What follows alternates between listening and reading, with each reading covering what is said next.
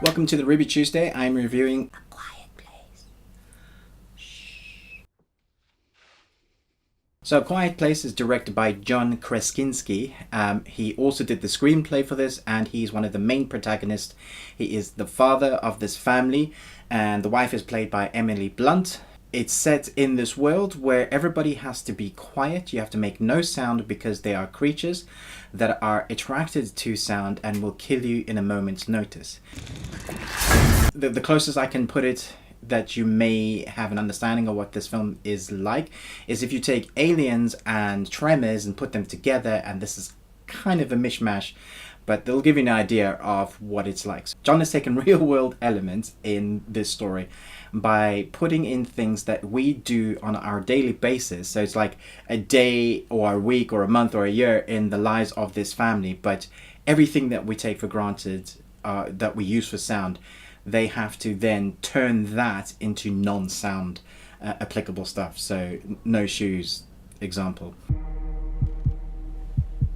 And what I found quite striking about this film and was a little bit unsettling at first is the lack of dialogue in this film. They do have conversations, but it's all really, really small whispers, or it's sign language, or it's mannerisms. And when you first start watching this film, that can maybe put you off a bit. In fact, I took someone with me that doesn't go to the cinema that often. And when I spoke to him afterwards, the first thing he said to me is like, "Oh, is this film going to be really boring? There's not much dialogue. What is this film about?" Thankfully, 2 minutes later, he was hooked in. This film will have you white-knuckling the edge of the seat. You are so drawn into the film by the use of sounds and by the use of how well they've integrated you into wanting the family surviving one more day, one more hour.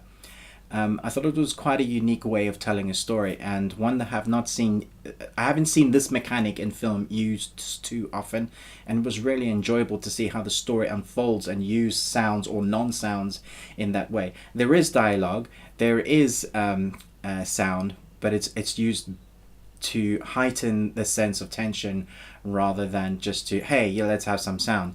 It's so well thought out and directed, and I think John has done a fantastic job, not only at directing, but directing exactly what he wants from each scene and exactly what he wants from each of the actors. And I think that can be overlooked, and people say, well, that's a director's job.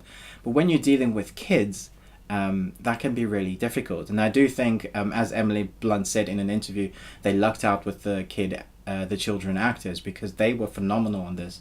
At not one point did I think, their acting is weaker than Emily Blunt's or John's. As a family unit, they work so well together, and I think partly that's to do with John and Emily Blunt actually being married in real life. So there's real life chemistry, and this is obviously their first film they've done together, but the relationship between them is tangible.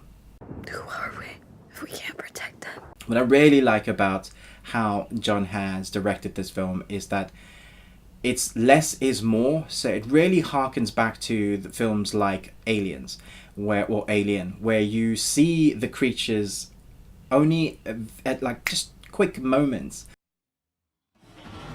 I jumped so high at one stage, I think someone grumbled and laughed at the same time. I wasn't expecting it, came out of nowhere. It's not a jump scare film, but it is scary, really scary. And the tension thrives up. It just goes up and up and up, and then it gives you a little moment to say, hey, it's okay, everything's fine, and then bam, it hits you again. It was like 90 minutes of not breathing.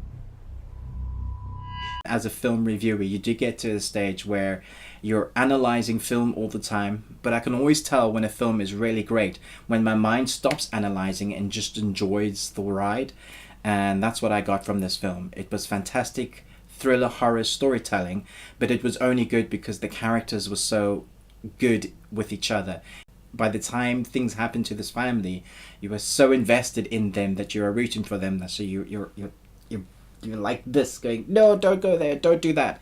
And it's not that they're doing the typical stupid things that some people do in horrors. No, this family is intelligent. They've had to learn how to be intelligent to survive an hour a day without sound.